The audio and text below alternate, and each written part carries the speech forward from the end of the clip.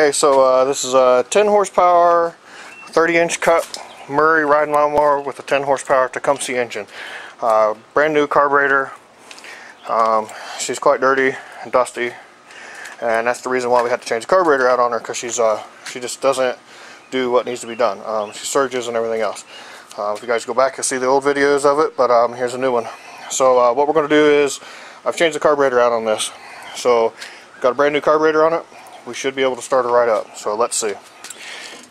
Give her a little gas, a little choke. Let's see what she'll do.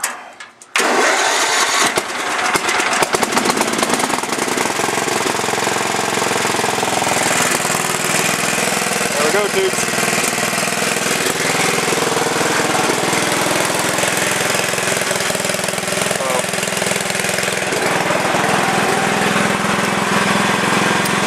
She's a runner. Okay guys, so what we got going on today is I'm going to be changing the carburetor on a Murray with a Tecumseh 10 horsepower engine. So what we're going to do is a little how-to. So here's the basic information on it, guys. The model number is let's see here, 30500X92. This has got some of the other information for it if you guys need any of that. Shows a spark plug, all that good stuff. And this is the engine that we're changing the carburetor on. This particular engine is surging. It just doesn't seem like it's getting enough fuel, and then it seems like it's getting too much fuel. So I went through, I've cleaned the carburetor 3 times, replaced everything that I could replace in it, which is basically a non-fixable carburetor. There's only one piece in there that's repairable, and I've changed it and it still has the same symptoms. So what we're going to do is we're going to swap this carburetor out. Part number for this carburetor is this right here. So 64007-8A. Okay, so this is the lawnmower that we're going to be doing the repair to, changing the carburetor. So it's a Murray 1030 rear engine rider. Overall, the mower's in good shape. Just the carburetor's having issues. So yeah, let's get this thing apart. What we have to do is this breather has to come off of there, and the carburetor has to come off of it to make it easier. It doesn't necessarily have to, but it makes it a whole lot easier to take the muffler off of this to get to the carburetor, the bolts and stuff that's on the carburetor. So what I'm going to do is I'm going to remove the breather assembly, and then I'm going to take this off of there, and then we'll get to the linkages and stuff in there. So, okay, so this particular unit has 2 separate pieces here. So this is the cover that goes over top, and then you got to take these off of there to release the filter assembly. Okay, so this has the outside filter, and then it has the inside, so it's got this foam thing, and then you got your one on the inside. When you take this apart, you should always check your filters to see if they're still usable or not. If not, you replace them. They're relatively cheap. For both pieces, between $15 to $18. This one doesn't look horrible because it's got this outside filter on it. It looks like it's been changed at least once in its life, so I'll probably reuse it or just blow it out with the air gun. And then this is the other part of the assembly. So what I'm going to do is I'm going to take this off of there, and then we'll get to this piece so we can get the rest of this off. So what you guys want to do is remove both of these bolts. So once you guys get these 2 bolts out of here, then you'll remove the muffler assembly. There's 2 bolts on the other side of this, on the far end down here. If you look right here, a rather short screwdriver to be able to get it in there. It's only 5 or 6 inches long to be able to get in there. Also on this muffler, it has a bolt back here. So you have the 2 on the side, which is you got one right here and the other one's up. And then you have this bolt right here that has to be removed also to get the muffler completely off of it. Okay, tubers, so we got the carburetor assembly right here. So what we have to do is we have to take these 2 bolts off here. There's one here and one on the bottom. These are a Torx head. Okay, so what I have for that is this particular thing. This is the cheapest way to go. These are only like $12 or $14 at Walmart or Lowe's, Home Depot type of place. So what you have to do is remove those 2 bolts along with taking this line off of here. This is your choke. Okay, so make sure that you loosen this up and take this out of here. Once you get this apart, then we take the governor linkage off of here. This is for your throttle. Okay, so what I usually do is you take a picture of where this particular line, this metal rod goes for your linkage. Okay, so this one here is in this left hand, this farthest back corner. So you want to make for sure you put that back in the same spot, guys. So the linkage runs from the governor all the way back to here, and then we have, this is the choke. Okay, so you want to make for sure that that goes back in the same place. This one is the choke lever. It only has one hole, so pretty simple to remove, guys. Okay, so also on this carburetor it has a bracket that comes down from the bottom of it. You have to take this bolt out of here, which is a 3/8 inch. So you have the two that goes into the manifold right here, one on the bottom and the top, your linkages, and then that bolt. The way you access the bolt here on the bottom of it is to get you an extension, a long extension, and it goes right underneath here, and you can get this out. Okay, so with a little bit of finagling, taking the linkages off of here, we got the carburetor out. The fuel hose on this is long enough to where you can actually get it behind the mower. So what I usually try to do is I get it behind the mower, I take the clamp down, and then I usually put a pair of vice grips on here so that way it doesn't leak any fuel, and then leave it above the gas tank. So that way what you can do is you put your pliers, or you put your vice grips on here and put it in an angle so that way it catches on here, and that way it doesn't actually dump all over the ground. Okay, so that's our next process. Okay, so what I've done is I have the clamp down here, up, off. Here's the vice grips, but I'm going to show you a trick here. Okay, so there's two ways to get this off. If you're going to replace the hose, okay, you put a slit down the side of the hose, because this is the piece that comes out. Put a slit lengthwise across the hose barb, okay, on your hose, and what it'll do is it'll release some of the tension on here. Okay, if you're replacing the actual fuel line. So if you're trying to save the fuel line and you think that it's stuck, what you can do is get a hold of below it here. Your hose barb actually comes down about 3/4 of an inch, and then it will, because if you get a hold of this, it'll be kind of hard up here. You don't want to squeeze in here. You want to make sure you're down underneath of the hose, okay, or underneath of the hose barb. So what you do is, I got these long needle nose pliers just for demonstration, but what you'll do is you kind of squeeze it and twist it back and forth until it actually starts to come loose. Once you get it loose, you should be able to just kind of pull and twist as you're coming down on this, and it will pull right off of there. This one has a new hose on it, so it's easy to get off of there, but that's the basic demonstration, guys. So you can just put a slit across here and it'll help loosen up that piece off the hose barb. Okay, guys, so when they made these carburetors, they actually made them quite complicated to get off of here.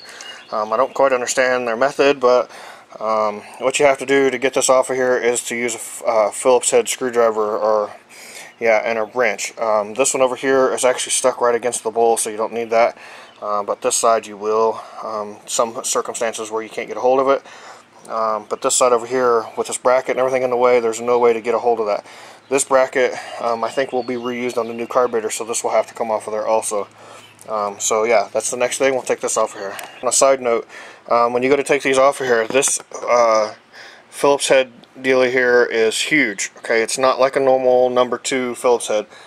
It's probably, the next size up from that. So when you guys go to take this off of there, make sure you find something that fits that very well, or you'll strip it out. It looks like this one's partially stripped, which is okay, and then this one's even worse. Somebody's rounded out a lot of this. Let's see if I can get you out here in the light. Hold on. Okay, so if you look at this slot in here, she's kind of rounded out. So that's the way that this one was when I took it apart, but it'll be okay. So, okay, tubes, here's a carburetor for the junk pile. That's all you have to take off of this to put it on the other put the other carburetor on it. This got this gasket on the front of here, which I'm going to try to save, but that shouldn't be a big deal, and it'll come with a new gasket for the back. Okay, guys, so here's the part number again, 640078A.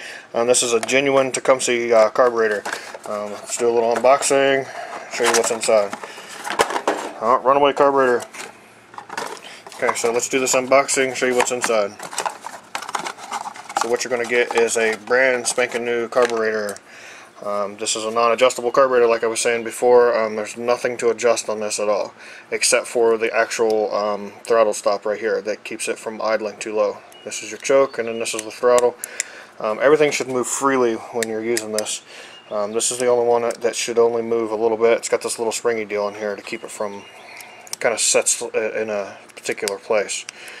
Okay, yeah, that's it in all of its glory, guys. Brand new, shiny, clean. Okay, and the other thing that this comes with is the gasket. So you have the carburetor and the gasket that comes in this kit. Okay, guys, so what I just noticed with this carburetor is these are not threaded. That holds on this bracket on the side. So what you'll have to do is don't put this bracket on it right away. Run your bolts through here, your 2 bolts that go in there, and then take them back out, put your bracket on, so that way you can get these nice and square in there when you go to put them in. That's the one thing I just noticed.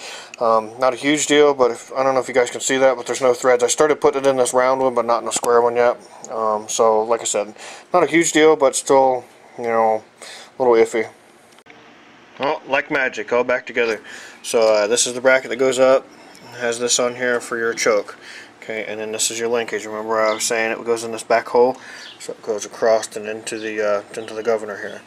I've noticed some of these will have a bend in them, some of them will not, so you may have an issue getting this on and off. I usually take it off the carburetor and not back here, so that's kind of my process. And then this is your choke. When you go to adjust your choke, okay, what I normally do is I'll pull it all the way open. Okay, if you can see in there, see how this is, your choke butterfly is all the way closed. I'll pull it all the way open so that way I can adjust it so it's all the way open, and then when I push it in, it makes sure that it's all the way straight in and out. So, and then what you'll do is you'll tighten this bolt that's over here. This one here, you want to make sure you tighten that once you actually get it adjusted correctly. So yeah. Next process is I gotta put the muffler on it, get the intake and stuff put back on here, and then she'll be ready to go. Okay guys, so for the magic of YouTube, she's back together and completely assembled.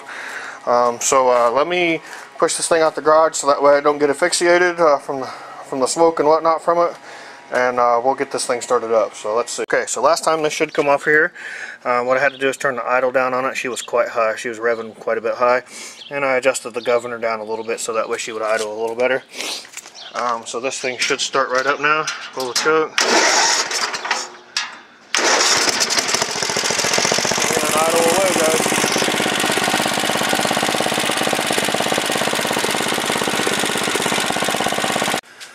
Okay, tubers, so that commences the how-to for today. I'm going to put this up on both channels. I may adjust it a little bit different for the other channel, but this one here will probably be basically as you guys are seeing it. You know, I might take out some of the talking and whatnot for the other side. But yeah, guys, so she's a nice machine here. What I got to do is I'm going to go through and I'm going to pressure wash it, change the oil, sharpen the blades, and she'll be ready to go. I'm going to get a hold of the guy there and let him know that he can come pick up his machine. So yeah, guys, I might do a little bit of a video here on the end of this showing you guys what it looks like once I get her all cleaned up. So yeah, tubes, thanks for watching, and you know, hope you like the videos. Well, here we go, tubes. So she's not quite as dirty, grimy, nasty as she was before. Oil change. These are a pain in the you know what's. So what I had to do is you know, go back to the old flashing trick. So this is just a piece of aluminum, you know, flashing. You can see kind of how it's bent there. Up here was where I stuffed it underneath. What you had to do is put it up underneath here, and then it comes out. The oil actually comes out of this little gap hole thing that's right there. Okay, so you see that? There you go. It comes out from here and goes down. So I stuck that piece of flashing up from the back underneath. I caught it and then stuck it, dumped it in my pan there. So yeah, I think she'll make a decent, somebody a decent machine. I guess the guy's supposed to sell it to his wife's sister or something, so his sister-in-law, whatever it is. So yeah, she's ready to go. So I'm going to give the guy a call and let him know that they can come and get it whenever they want to come and get it. So, okay guys, be the end of the video for today. I got to go in here and get cleaned up. She is about 2:30, so I got about an hour before I got to head out. Yeah, so till next time, guys, don't forget to hit the like button, subscribe, and all that good stuff. Hope you like the videos. I'll keep pumping them out if you guys keep watching.